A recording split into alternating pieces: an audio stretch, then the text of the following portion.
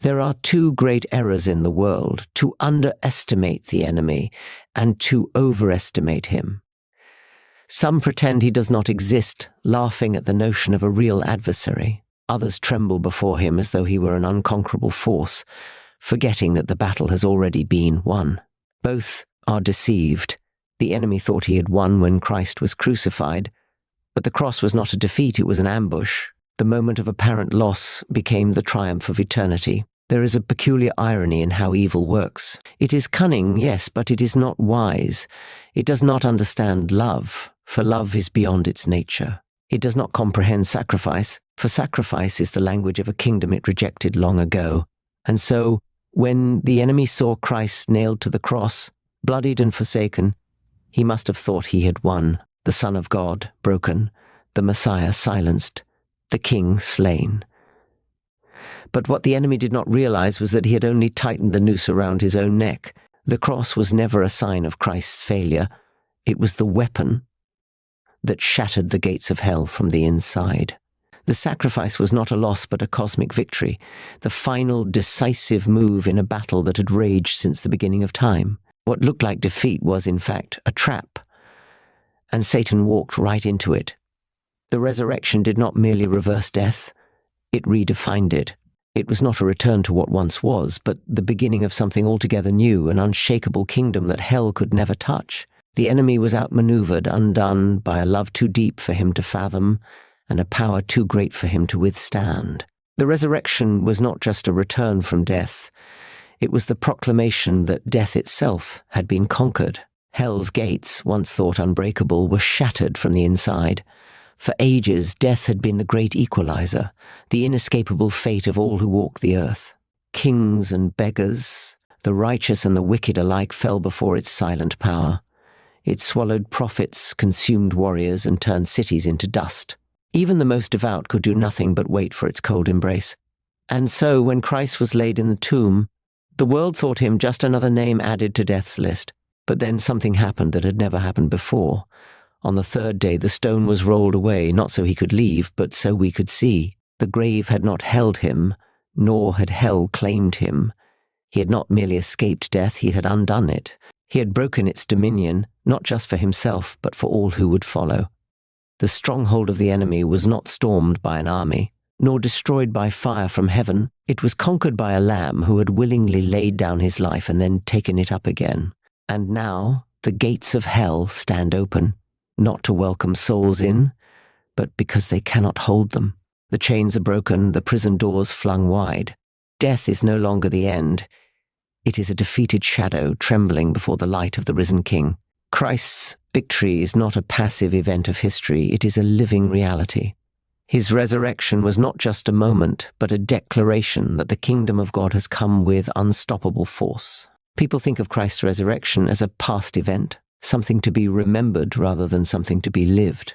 But when the stone rolled away, it was not merely a historical footnote. It was a beginning. The world was no longer the same. The enemy, though still scheming, had been unmasked as a defeated usurper, and the true king had reclaimed his throne. The resurrection was not just about life after death. It was about the invasion of heaven into earth. It was the moment when the curse of Eden began to unravel, when the long night of humanity's exile started to break into dawn. The kingdom Christ announced was not a distant hope, but a present reality, advancing not by force, but by truth. His victory did not end at the empty tomb. It continues with every heart that turns to him, with every stronghold of darkness that crumbles under the weight of his light. The resurrection was not just for one moment in time. It is for every moment, for every generation, for every soul that will receive it. The kingdom is here. The enemy may resist, but he cannot win. The war is over, and the light has already conquered the darkness. Christ's victory over Satan transforms the way believers confront evil, not with fear, but with confidence, not as mere survivors, but as conquerors. Too often, evil appears overwhelming, a force too great to resist. Corruption spreads, injustice flourishes, and temptation presses hard against the soul.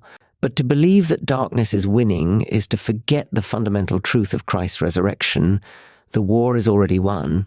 This victory means believers do not fight for triumph, but from triumph. They do not battle evil in their own strength as though they were struggling toward an uncertain outcome. Instead, they stand firm in the power of the one who has already crushed the enemy.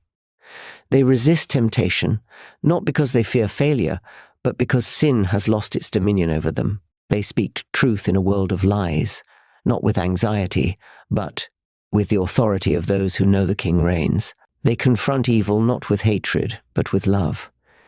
Christ conquered not by the sword, but by the cross. His followers, too, defeat darkness not by mirroring its ways, but by reflecting his light, by forgiving, by healing, by proclaiming hope where there is despair. They do not retreat in fear, they advance in faith, knowing that even in suffering, even in struggle, they walk in the footsteps of a risen Lord who has declared once and for all, "It is finished." We do not wait for victory, we walk in it. The church is not a group of weary survivors, but an army of light, moving forward under the banner of the risen King. Too many live as though the battle is still undecided, as if the church is a besieged fortress, rather than the advancing force it was meant to be. But Christ did not rise so that his followers could remain timid and uncertain. He rose to establish a people who would walk in the certainty of his triumph, not shrinking back from the darkness, but tearing through it. Like the dawn, the church was never called to live in retreat, waiting for heaven as though this world belonged to the enemy. The true church moves forward, carrying the authority of the one who has already secured the victory. This is not a triumph of human power, nor of earthly influence, but of something far greater. The advance of God's kingdom is not measured by military conquest or political dominance, but by every soul brought from death to life, every stronghold of sin torn down, every act of love that pushes back the shadows. The people of God do not stand still, waiting for the world to change. They go into it, carrying the unshakable truth that their King is alive. The enemy may try to resist, but it is futile. His reign has ended. The church does not march toward victory, it marches because of it. The enemy thought he had won when Christ was crucified, but the cross was not a defeat, it was an ambush. The moment of apparent loss became the triumph of eternity. Satan has always relied on deception, and his greatest lie is that power comes through domination, that victory belongs to the strong, and that death is the final word. When he saw the Son of God betrayed, beaten, and nailed to a cross, he must have believed his schemes had prevailed. The crowds jeered, the disciples scattered, and the sky darkened as if creation itself mourned. To all appearances, evil had triumphed. But evil is short-sighted. It cannot comprehend the wisdom of God, nor see beyond its own selfish ambition. What Satan believed was his moment of victory was, in fact, his own undoing. The cross was not a tragic mistake, but a deliberate sovereign act. The very moment Christ breathed his last, what seemed to be defeat became the foundation of victory.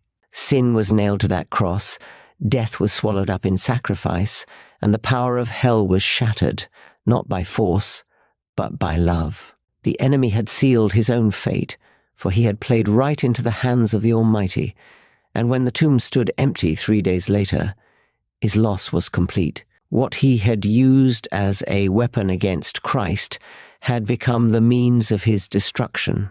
The cross was never a loss. It was an ambush, planned before the foundations of the world. We do not wait for victory, we walk in it. The church is not a group of weary survivors, but an army of light moving forward under the banner of the risen King.